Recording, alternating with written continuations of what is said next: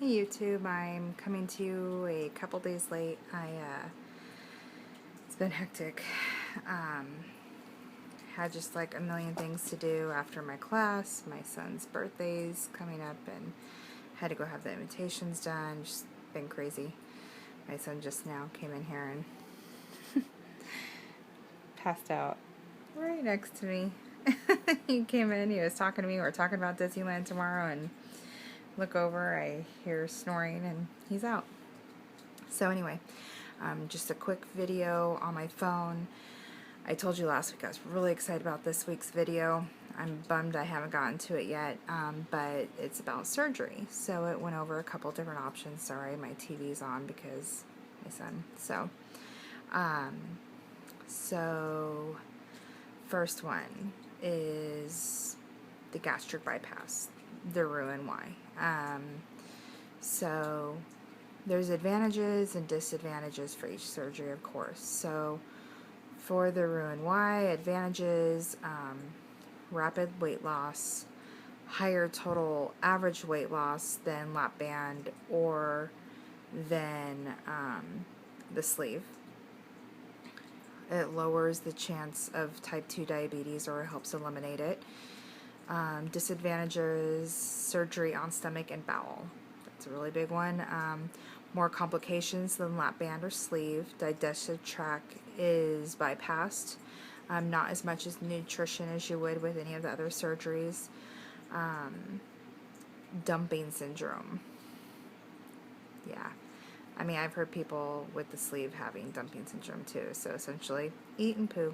Yeah. Or vomit. That's another part of dumping syndrome. It's not adjustable. It's difficult to reverse and not recommended. They only do it in extreme circumstances. Recovery time is hospital stay is usually a typical 3 to 5 days. Most patients return to normal activity in 2 to 3 weeks. Full recovery in 3 to 5 weeks. The risks, mortality is 0.05. Complications from the surgery is 23. And these are percentages, sorry. So mortality or death is 0.05%. Complications is 23%. Major complications, 2%. Common side effects is nausea and vomiting, separation of your sutures or stitch area,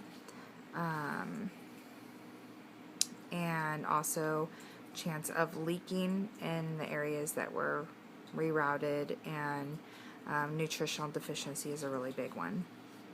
For the sleeve,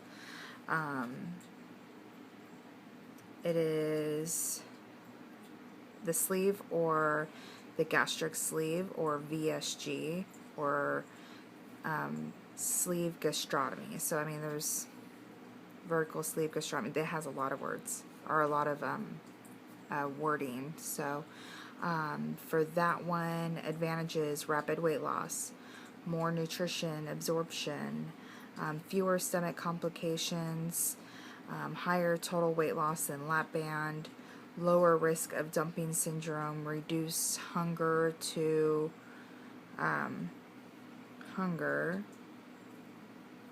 due to the portion. Sorry, I'm trying to read my own writing. Hi, husband.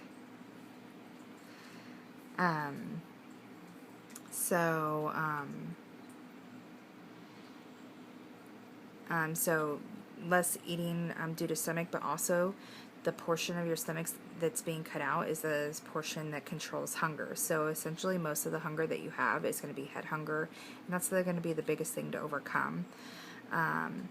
And it's called ghrelin, and I'm not sure on the pronunciation of that pronunciation. And there's less complications than with the bypass. Disadvantages: it's irreversible, more chance of complications than lap band, and it's not adjustable. Recovery is 3 to 5 days, and then 3 to 5 days for the hospital. Normal activity in 2 to 3 weeks. Full recovery in 3 to 5. Mortality risk is 0.3%. Complications is less than 5%, and major complications less than 1%. Common risk or common thing is nausea, vomiting, separation of sutured area, and leaks. And then lap band or laparoscopic gastric band, LGB. Advantages: no stomach incisions or intestinal rerouting, adjustable and reversible, low risk of malnutrition. Disadvantages: slow weight loss, regular follow-ups adjustments for results, requires an implant of a medical device. The band may deteriorate, the band may slip, the band has to have an access port that may leak, and require surgery to repair, and does not indicate, to help with type 2 diabetes at all. So that is another thing. Recovery is 1 to 2 days in the hospital, normal activity within 2 weeks, full recovery in 2 to 3 weeks. So, I mean, you're going to recover quick, you're not going to have as much of a weight loss, and there's a lot of complications associated with it, just as far as the band slippage. I know someone who their band came apart inside of them. I think I mentioned that before. I've known people that it's actually grown into their stomach lining, and I have history of stomach ulcers, so that's one of the reasons why I won't consider it. And Kaiser, well, my insurance almost won't do it at all anymore. So answers that.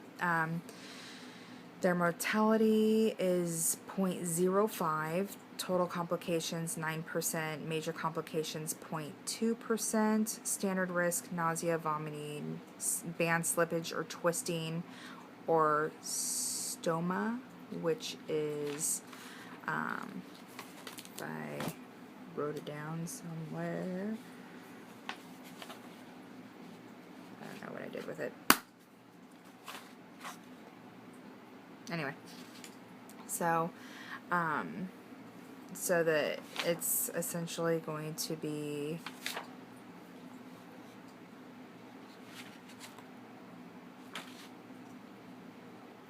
I don't know. Like I said, it's late, and I'm late coming to you guys, and I didn't. Stomach opening at the band construction, which is essentially it going into your stomach lining. Yes. So a lot of people, there's some people in my class who have type 2 diabetes, so they are specifically going for the roux-en-y.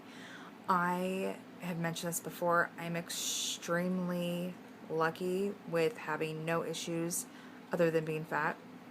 So the only thing I have is a deficiency in my D3 absorption, and I have like low iron. So I'm on iron supplements.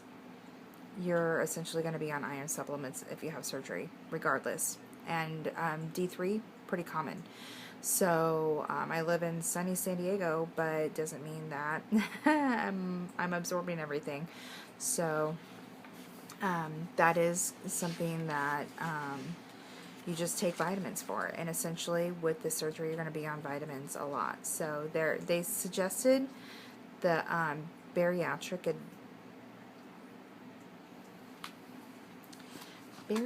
something, but then I've seen a lot of people with the YouTube videos that said it's not that big of a deal. Like their surgeon had told them they could be on anything they wanted, as long as they were taking like a good multivitamin, possibly chewable if you can.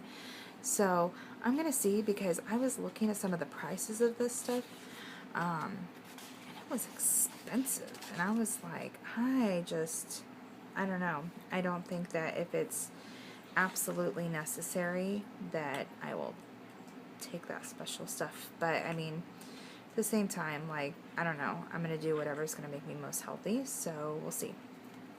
And then so yeah, it was super exciting to go over all of that stuff in class. Next week we're starting nutrition information, so right now we're still focusing on, you have to overcome certain habits, and we also need to realize, and a really big example that we were talking about in class is this is a tool. Some people think that you're going to get this surgery and it's just going to magically fix your weight, and it's not the way it happens. It is a tool, and you have to earn it. You have to earn the thin. So, you know, it's something you just have to be prepared to do, and I think that some of the people in my class are just starting to come around and realize what really needs to be done. So, I hope some of the information that I gave you was helpful. If you have any questions, don't hesitate to ask. I tried to remember to, I just figured out how to check when I get a message, because it doesn't come up on my iPhone. Yeah, I suck. So, but yeah, no, I hope you guys have a wonderful week. I'm super excited about next week, nutrition. A lot of people are like, you know, oh, well, we should have learned about nutrition first. Well, no, you shouldn't have if you don't know how to handle everything else. You're going to learn about nutrition, and you're not going to overcome what needs to be overcome. So, it's all about the learning process. So I hope everyone has a wonderful week. And I'm sorry that I'm days late and I'm rushed and I'm on my phone and it's not the best picture. It's been a few weeks. Oh, look, hello. You guys take care, and I'll see you soon. Bye.